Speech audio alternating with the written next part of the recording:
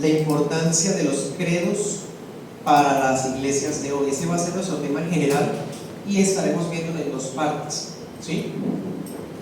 Si su merced tiene donde anotar, le voy a hacer una pregunta y invito a que la responda en su hojita.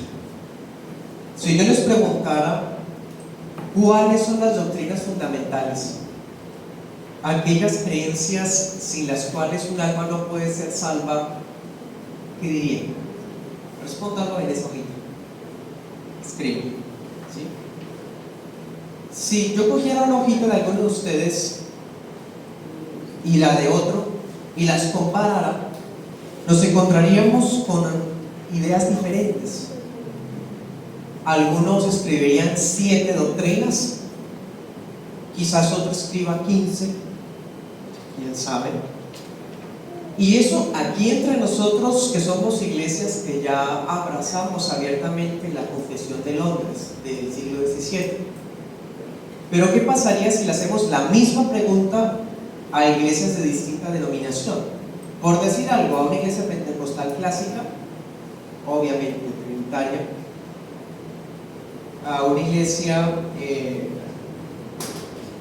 de distinta denominación a la nuestra, quizás la lista varíe, quizás la lista sea más larga.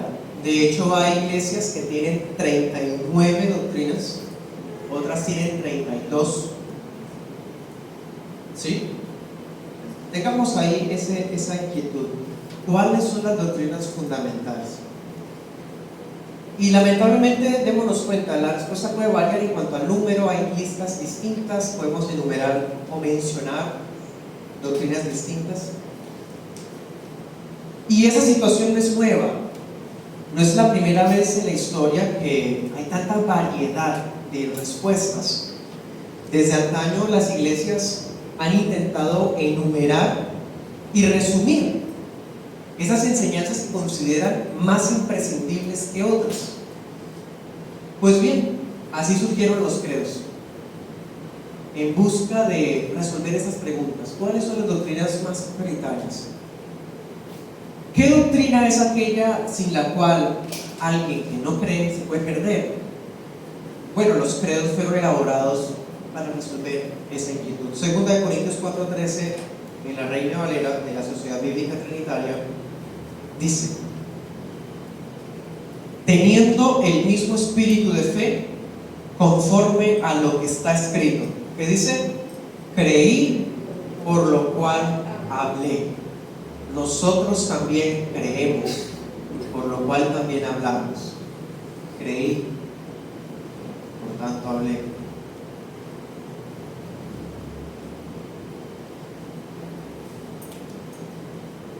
Los pequeños credos que surgieron en la historia de la iglesia, porque realmente eran muchos credos, cada iglesia local empezó a elaborar su propio credo, y inicialmente la elaboración de los credos tenía por lo menos 3 propósitos. El primer propósito era brindar fácilmente un sano aprendizaje, ¿sí? Los credos antes, estoy hablando siglo II y III, eran cortos con el propósito de que se pudieran memorizar, ¿sí? También tenían el propósito de servir como filtro para los nuevos miembros, de tal modo que el nuevo creyente fuese evaluado fácilmente en qué son los requisitos como mínimo que alguien debe creer para ser admitido en una membresía. Y de hecho, una tercera manera o tercera utilidad que tenían los credos era identificar falsas doctrinas, falsos maestros y falsos profesantes de la fe. Entonces démonos cuenta, así surgieron los credos. Respondieron la pregunta inicial que hicimos, pero también tuvieron otras utilidades. Entonces estaremos estudiando ese tema ya para efectos más prácticos de nosotros en algunos puntos.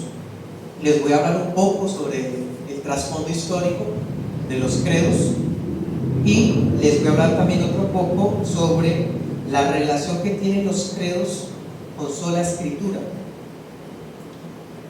Y esta primera sección la terminaré hablando un poco del sustento bíblico de los credos.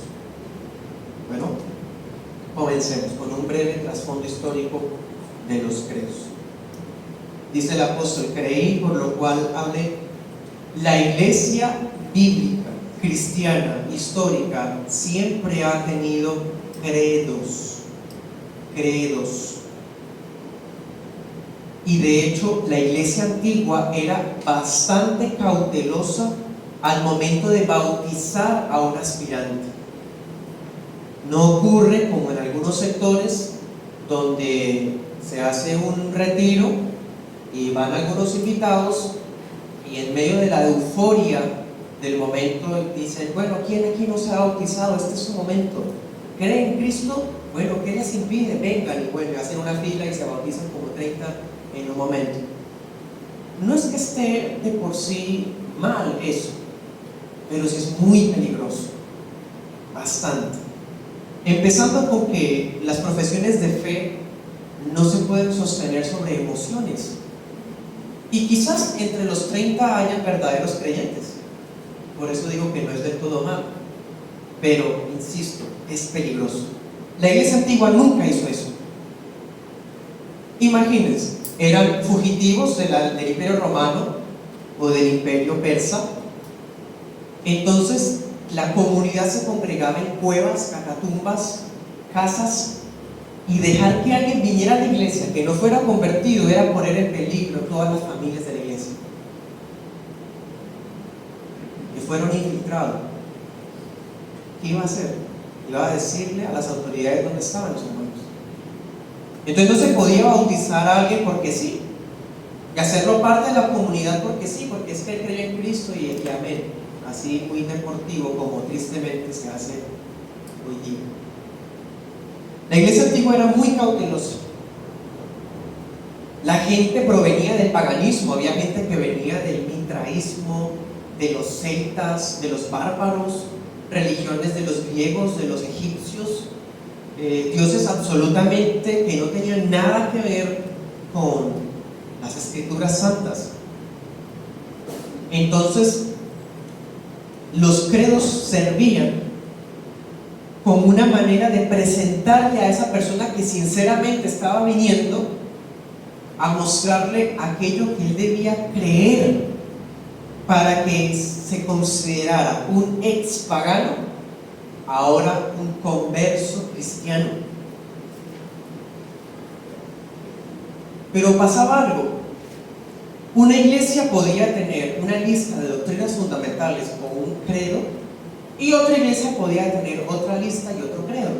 Los credos podrían variar de una iglesia a otra. La iglesia de Roma, la iglesia de Antioquía, las iglesias de Esmirna y demás, podían tener sus propios credos. Entonces eso trajo un inconveniente. Si una iglesia, por ejemplo, la iglesia de Barranca Bermeja, consideraba como doctrina fundamental tal creencia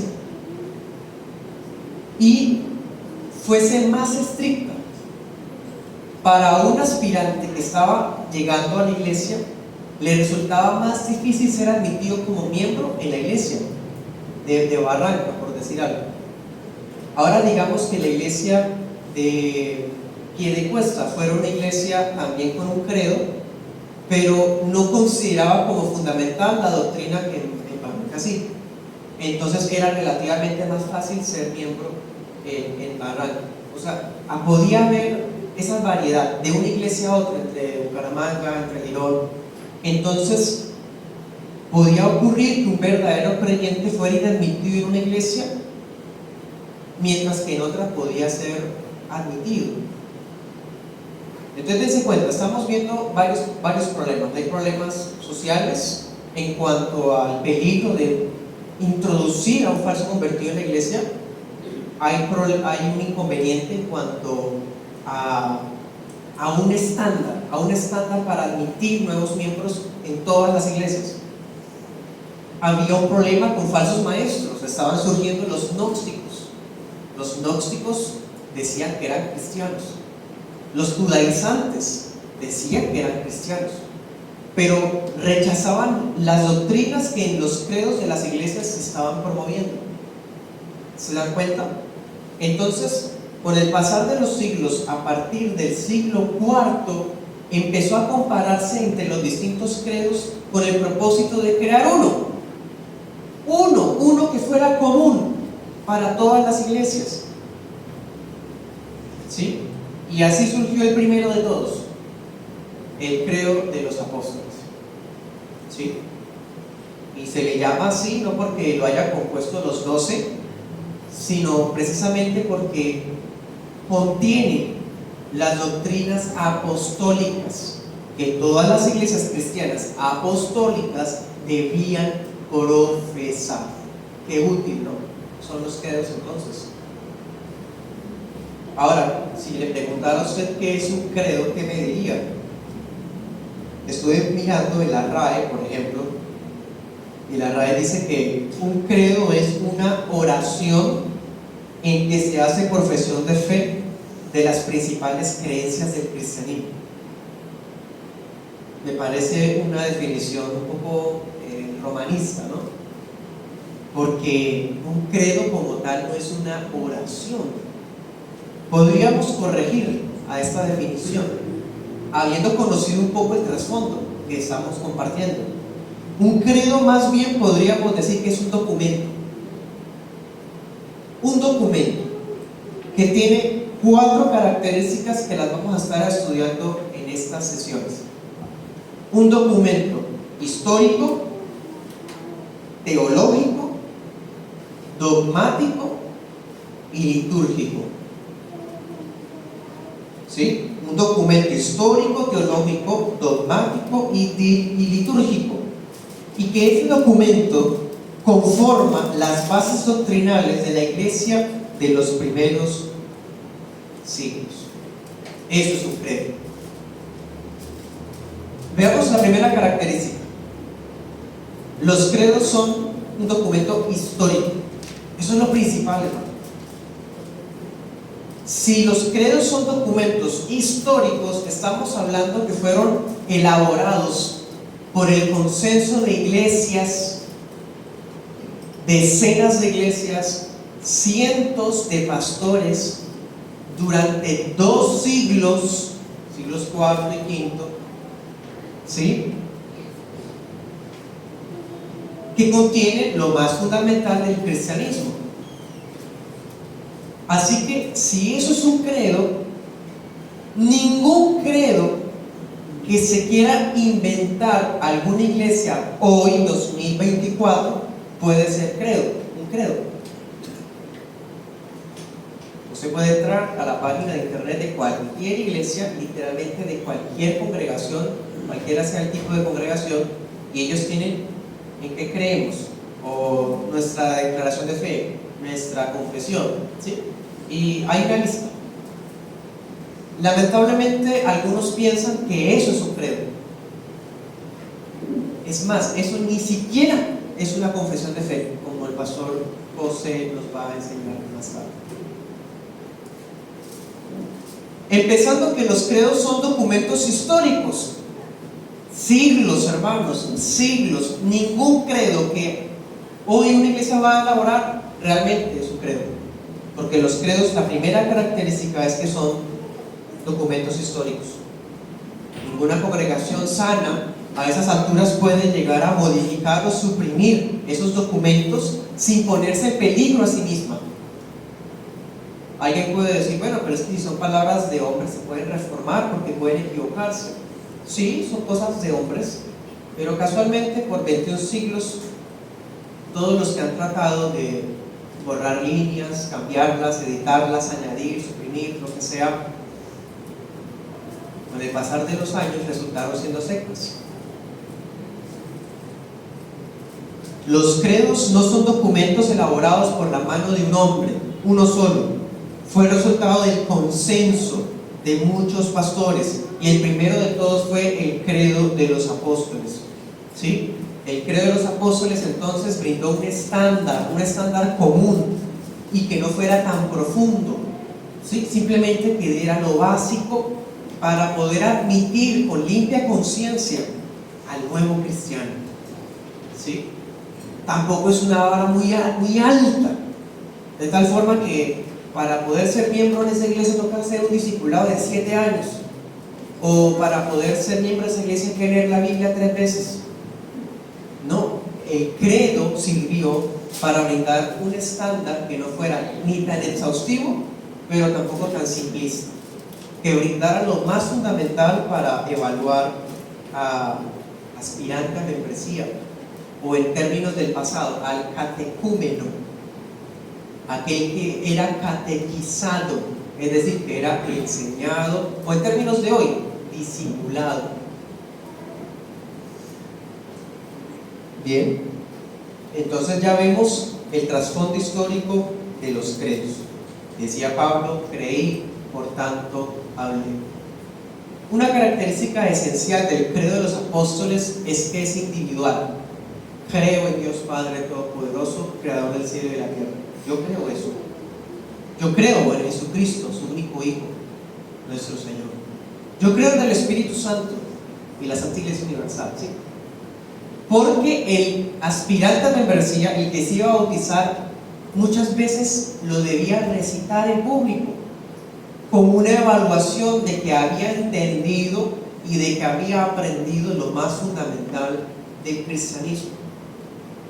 Hoy día hay distintas modalidades para que una iglesia admita a otro como miembro. Hoy algunas hacen entrevistas, otras hacen cursos con manuales, otras hacen visitas, en fin. El método varía de iglesia en iglesia y todos los métodos son respetables, pero en últimas todas apuntan a examinar la fe del nuevo creyente, porque el que llega a la iglesia es recibido por una iglesia que lo antecede a él, ¿sí? Es como recibir a un nuevo miembro entre nosotros. Pasemos al siguiente punto: su relación con la sola escritura. Y aquí entramos al tema un poco más polémico. Alguien puede decir: ¿por qué ustedes creen en credos si dicen que son sola escritura? ¿Acaso no es contradictorio hablar de un documento histórico siendo que tenemos la Biblia? Es una pregunta en muchos sentidos legítima. Algunos la hacen sinceramente. Si son llevados por esa sinceridad, es una pregunta sana que todos debemos hacernos. Lamentablemente, las iglesias neoevangélicas, la primera característica de una iglesia neoevangélica es su rechazo de los credos y confesiones, bajo el pretexto de que solo tienen la Biblia. Y digo pretexto porque, hermanos, seamos sinceros, hasta las sectas dicen que tienen solo la Biblia, ¿o no? Podemos preguntarle al testigo sin Jehová o a la secta adventista y sabemos que ellos tienen más libros, más textos, pero ellos van a decir que su fe es bíblica, que es solamente la palabra de Dios lo que creen. Entonces sería muy extraño que esas congregaciones sanas que rechazan credos usen el mismo pretexto que diría una secta. Algo anda mal, ¿no les parece? Creo entonces que el problema es respecto a una confusión. Sola escritura no significa que tenemos solo la Biblia.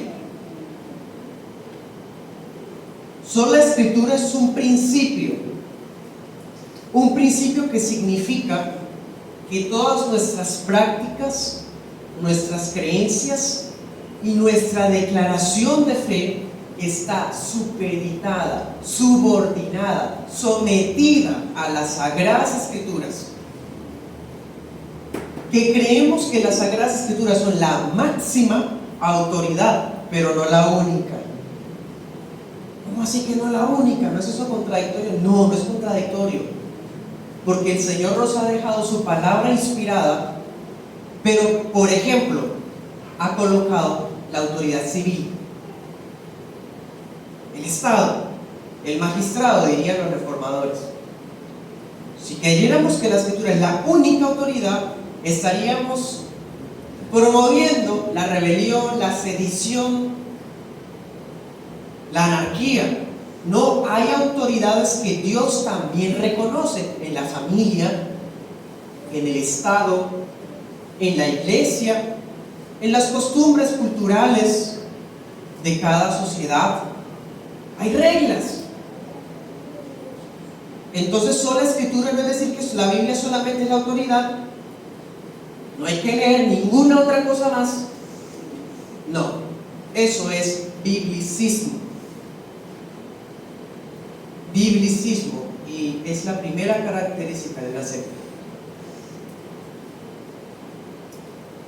Las sectas son biblicistas, en su mayoría, claro, aseguran creer solo en la Biblia. Pero si miramos más a fondo, no es que le creen solo a la Biblia, le creen a su interpretación de la Biblia. ¿Se dan cuenta? Pasa desapercibido esa persona que dice, no, yo solamente es la Biblia y nada más. Muchas veces está escondiendo orgullo.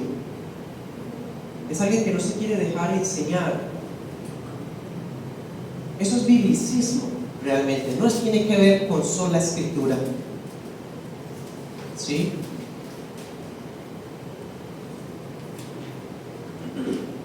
El biblicista dice, yo no creo en la Trinidad porque la palabra Trinidad no está en la Biblia. El biblicista dice, yo no creo en la doctrina de la membresía porque eso no está en la Biblia. El biblicista reclama textos literales para todo. Y ya de por sí eso es una mala hermenéutica. Hay cosas que no necesitan estar explícitamente dichas en la Biblia para creer que son verdaderas. ¿No? Por ejemplo, la doctrina de la unión hipostática, la doble naturaleza de Cristo. Eso no está en la Biblia textualmente. Unión hipostática, hipóstasis, verdaderamente Dios, verdaderamente hombre. Eso no está en la Biblia textualmente, pero se ve haciendo una sana exégesis, una hermenéutica sana. Bien. Muchos cristianos piensan que en los credos, como no son textualmente bíblicos, entonces son meras palabras de hombres. Algunos creyentes, a veces bien intencionados, les da temor, por ejemplo, que en un culto el pastor diga, creo en el Señor Jesucristo, su único Hijo, nuestro Señor, que fue concebido por el Espíritu Santo, nació de María Virgen. Las personas como que se van asustando. Uy, ¿qué es eso? Nos volvimos católicos romanos, ¿en qué momento? Y miren qué lamentable es esa situación, porque los credos no le pertenecen a Roma. ¿Quién le dijo a usted, hermano, que eso le pertenece a Roma? Los credos son universales, porque le pertenecen a la iglesia de Cristo en todas las naciones. Los credos no son sinónimo de tradiciones de hombres. Dice Pablo, creí, por tanto hablé. Dice, como escrito está. Hasta bíblicamente estamos impulsados a creer algo que debe ser fácilmente accedido por todos. Algunos tienen miedo a los credos porque piensan que le puede robar el lugar a la palabra de Dios, o que se puede convertir en rezos, así como hace el catolicismo romano. Y saben, aquí entre nos, cuando un pastor reformado va a empezar a decir un credo en un culto, su primer temor es herir la conciencia del creyente nuevo que todavía piensa que los credos son del catolicismo romano. ¿O no? Ese es el temor, que llega un creyente huyendo de alguna iglesia falsa, buscando sana doctrina, y se encuentra con una iglesia bíblica, reformada, confesional, y está muy feliz y todo cuando empiezan a decir un credo. Se le olvidó la predicación expositiva, los himnos bíblicos, y ya con que escuchó credo salió corriendo. Eso pasa, hermano, lo cual es muy triste. Porque, hermanos, confesar los credos no es colocar la Biblia en un segundo plano. Y sí, debemos rechazar las tradiciones de los hombres, como Marcos 7 lo enseña. Hay tradiciones que han usurpado el lugar de los mandamientos de Dios. Y de hecho, eso es una característica de una tradición de hombres que debe ser rechazada. Cuando se roba el lugar de la ley de Dios, cuando intenta competir por la palabra inspirada, eso es una tradición que se debe rechazar. Pero no toda tradición se debe rechazar. Y eso no es ser sinceros con nosotros mismos. Todos tenemos tradiciones. Hasta nuestras iglesias locales tienen tradiciones. ¿O por qué empezamos con los cantos primero? Eso se ha vuelto una tradición. Empezar el culto con alabanzas, por ejemplo. No, pero es que así lo aprendí. Eso es una tradición. Es que aprendimos que la ofrenda se recoge al final del culto. Eso es una tradición. Que el discipulado tiene 10 lecciones, en muchos casos también se ha vuelto una tradición. O sea, ¿me hago entender? Hay tradiciones, inevitablemente las tenemos, ¿sí?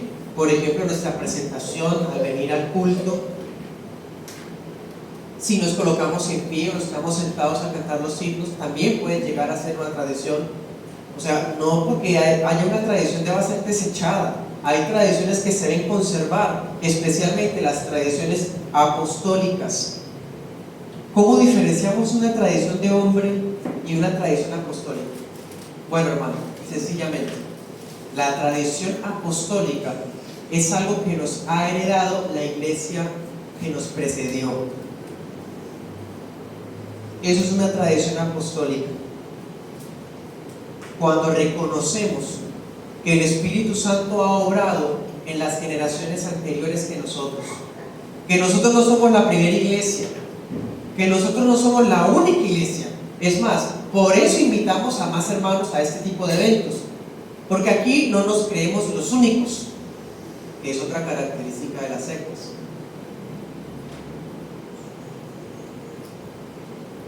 No somos ni la primera ni la más especial de las generaciones de la iglesia. Han pasado 21 siglos. El Espíritu Santo ha actuado, ha cuidado, ha iluminado a su pueblo a lo largo de 2000 años. No estamos solos. En cambio, las sectas sí no tienen problema con desligarse de los 2000 años y decir que Dios les mostró algo nuevo. Esa es una secta. Bueno, y alguien puede decir, sí, pero ¿en dónde está en la palabra el deber de tener credos? Además del texto de 2 Corintios 4:13, creí, por lo cual hablé, ¿sabía usted que el pueblo de Israel tenía un credo? ¿Usted ha escuchado de el Shema? Sí, lo ha escuchado. Deuteronomio 6, del 4 al 5. Oye Israel, el Señor nuestro Dios, el Señor uno es, y amarás. Eso era un credo para los judíos. Entonces los credos no se los inventó Roma. No, ha sido una práctica milenaria del pueblo de Dios. La iglesia primitiva también tenía credos. Miren 1 Timoteo 3:15.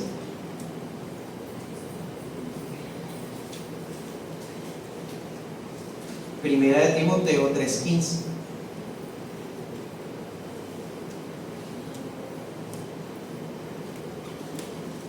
Leamos hasta el 16. Dice: para que sepas cómo debes conducirte en la casa de Dios, que es la iglesia del Dios vivo, columna y sostén de la verdad, y sin contradicción. Grande es el misterio de la piedad. Dios ha sido manifestado en carne, justificado en el Espíritu, visto por los ángeles, predicado a los gentiles, creído en el mundo, recibido arriba en gloria. Eso era un credo. Mire cómo lo presenta Pablo, ¿no? Como un misterio, más radical aún, un misterio, y lo coloca casi que en prosa. Eso es un credo.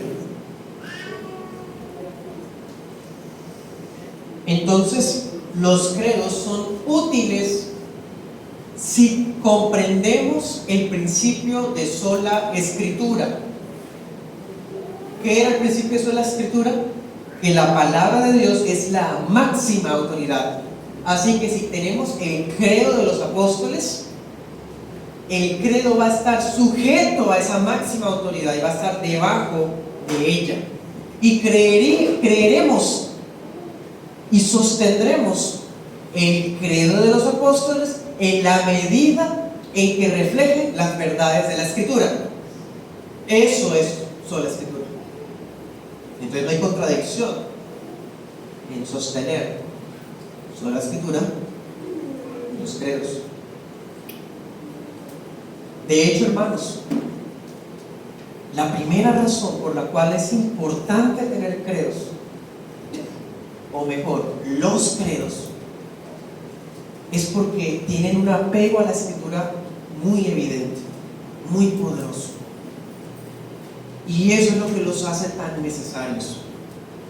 Voy a citar a Agustín de Hipona, abro comillas. Estas palabras que ustedes han escuchado están en las escrituras divinas, dispersas por arriba y por abajo. Por eso han sido reunidas y reducidas en una, para que la memoria de las personas lentas no se desespere, para que toda persona pueda ser capaz de decir y mantener lo que cree. Cierro comillas. Así es, eso es su credo. Los credos conectan versículos de toda la Biblia y condensa y resume todo lo fundamentado, y lo hace en unas líneas cortas. Hermanos, ¿ahora se acuerdan la pregunta que hicimos al comienzo?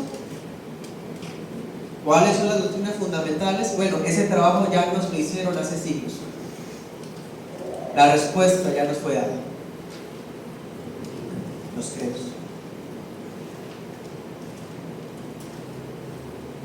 Los credos conectan decenas de versículos para demostrar doctrinas. Y sí, ese creyente impulsivo y biblicista, si leyera los credos objetivamente, seriamente, minuciosamente, no tiene cómo refutar lo que dice ahí. Creo en Dios Padre Todopoderoso. ¿Quién refuta eso, hermano? En Jesucristo, su único Hijo. ¿Eso es bíblico o no? ¿Cuántos versículos dice la Biblia que Jesucristo es su único Hijo? ¿Cuántos versículos van ahí? Ya van como 5. Cuando dice padeció bajo Poncio Pilato, ¿eso es bíblico? Claro. Fue sepultado, ascendió al cielo, va a venir a juzgar a los vivos y a los muertos. ¿Eso es bíblico? Entonces, ¿por qué les da terror a algunos, especialmente a sus creyentes, abrazar un credo si el credo es una recopilación de lo más importante y lo más fundamental de la fe? Hermano, muchas veces es prejuicios nada más. Bueno, las escrituras nos han sido dadas para que obtengamos un conocimiento salvador. Segunda Timoteo, ¿se acuerdan que dice que desde la niñez ha sabido? De Timoteo 3:15, has sabido en las Sagradas Escrituras, las cuales te pueden hacer sabio para la salvación, ¿sí? Las Escrituras nos ofrecen un conocimiento sabio para la salvación que es en Cristo Jesús. Y luego dice, toda la Escritura es inspirada por Dios, ¿sí? Solamente la Escritura es inspirada por Dios. Solamente ellas tienen conocimiento salvador. Pero no todo el mundo sabe leer. No todo el mundo sabe interpretarlas. No todo el mundo va a contar con el mismo tiempo para revisarlas. ¿O acaso vamos a exigir que para poder admitir a alguien como miembro tiene que haber leído la Biblia 10 veces? O más, que debe haber leído la Biblia y haberla entendido toda. ¿Quién puede decir que con la primera lectura de toda la Biblia la entendió toda? Nadie. Y sí o no, que la estamos leyendo 10 veces, seguimos aprendiendo. Entonces, las escrituras nos han sido dadas para un conocimiento salvador, y ellas son las que exponemos, ellas son las que sustentan todo lo que somos, nuestra fe, nuestra práctica, nuestras creencias. Pero los credos son una síntesis, un resumen que otras personas más piadosas y más eruditas que nosotros hicieron ese trabajo antes que nosotros. Nos lo ahorraron, hermanos, en medio de persecuciones que les costó la vida, en medio de persecuciones tremendas y de herejes tremendos también. Qué triste es que haya cristianos que le creen más a esos videos conspiracionistas de YouTube. El credo fue hecho por Constantino y un montón de historias así sin fuentes serias, pero a eso sí le creen, hermanos. Pero si uno mira el trasfondo, ¿de dónde son parte de esas personas? La mayoría de los que tienen esas creencias están en sectas, porque las sectas son las primeras en rechazar los credos.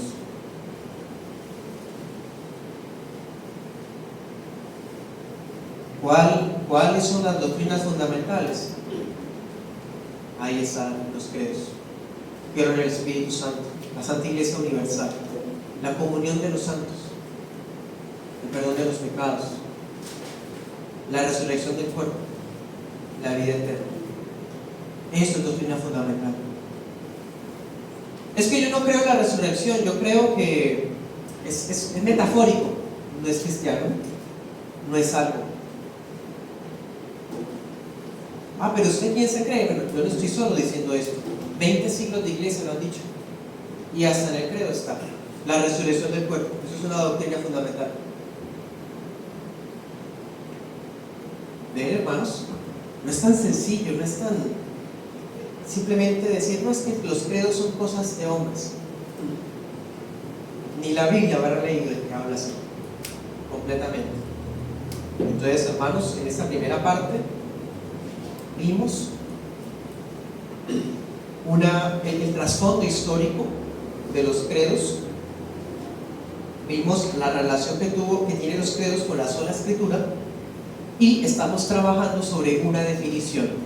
Los credos son un documento histórico, teológico, dogmático y litúrgico que resumen las doctrinas fundamentales del cristianismo desde el siglo IV.